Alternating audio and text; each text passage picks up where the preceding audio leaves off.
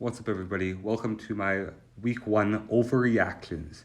And I just want to say before I start this video that I hope Aaron Rodgers is okay. And I hope that he is going to be okay from whatever just happened to him in the Jets game. Great win from Zach Wilson over Josh Allen. Josh Allen threw an uncharacteristic 3 interceptions, and that's really interesting to see because, not gonna lie, I thought this game, especially after Aaron Rodgers went down with an injury, was gonna be a cakewalk for Buffalo. They were up 13-3 at one point. I was like, okay, this game's over.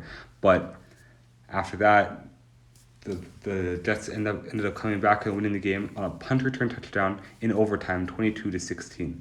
Anyways, enough about that. Let's get to the overreactions. So my first overreaction is that Brock Purdy will lead this San Francisco 49ers team to the Super Bowl this year. Brock Purdy connected so well with Brandon Ayuk this last week, with Ayuk going for 2 touchdowns and over 140 yards receiving. And the running game is really cooking with Christian McCaffrey. Both of those guys had huge games.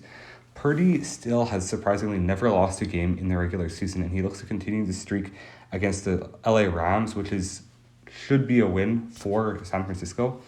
Purdy's a perfect quarterback for this offense, and he, even without Deebo Samuel having a huge game, he connected with his targets and still had a big day.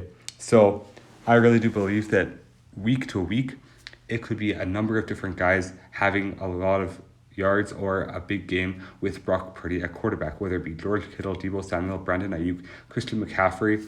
Any of these guys could have a big game. Or even if they all had average games, that still adds up to one bigger, better game for this offense as a whole, because they have so many weapons and they're so deep. My next overreaction is that the Cincinnati Bengals will not win their division and will even struggle to make the playoffs.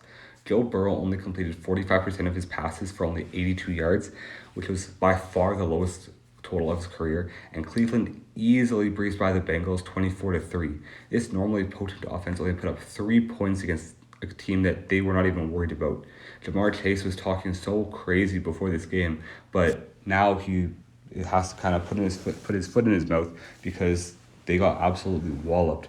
Going into the season, Joe Burrow was looked at as an MVP candidate, and I know that one game doesn't define an MVP race, and lots of people have come back from a struggling week one to making playoff runs and MVP runs.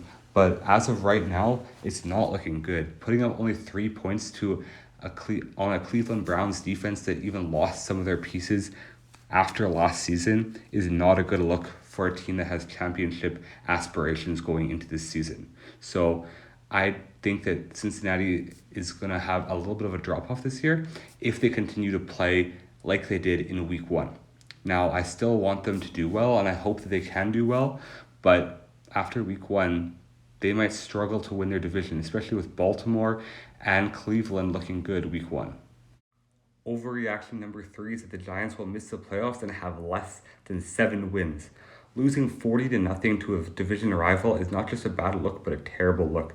They gave up a blocked kick touchdown early, and then Daniel Jones threw a pick 6. They were down 16-0 at the end of the first quarter and 26-0 at the end of the half. And the score could have been much worse at the end of the game if Dallas hadn't taken their foot off the gas pedal in the fourth quarter, putting in Cooper Rush at quarterback and effectively just running out the clock the entire quarter and most of the half even. And in all honesty, this Giants team looked terrible week one. Their offense couldn't get anything going. Daniel Jones had barely over 100 yards. Saquon Barkley didn't look like his normal self. Their defense looked awful and got shredded. Dak Prescott didn't even throw a single touchdown. Dak Prescott, as the Cowboys quarterback, didn't even play that good of a game, and the Cowboys still beat the Giants 40-0. I believe that this is the biggest blowout and a shutout in the same game in Dallas Cowboys history. So that says something about this Giants team, and while they still have time to come back from this, it's not a good look for their future and for their outlook on this season. So I don't see them getting over 7 wins, especially with the way that they're playing in this game. Overreaction number 4 is that going with Jordan Love over Aaron Rodgers was the right decision for the Green Bay Packers.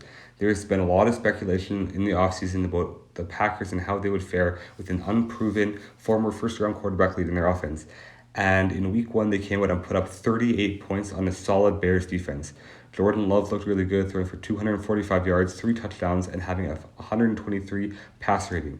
He looks like the future quarterback of Green Bay, and Packers fans should be optimistic for the future. And he was able to stand in the pocket and just make a lot of incredible throws. And while he was off on a couple throws, his receivers were able to bail him out. And Christian Watson wasn't even playing in this game, and he's probably their best receiver. So when he comes back and is healthy, and Jordan Love just gets that experience and has a few more starts under his belt, I think this team could be really, really, really good. Their defense also provided a lot of support for him, which is the sign of a really good team, because as a young quarterback, he's going to need the defense to step up.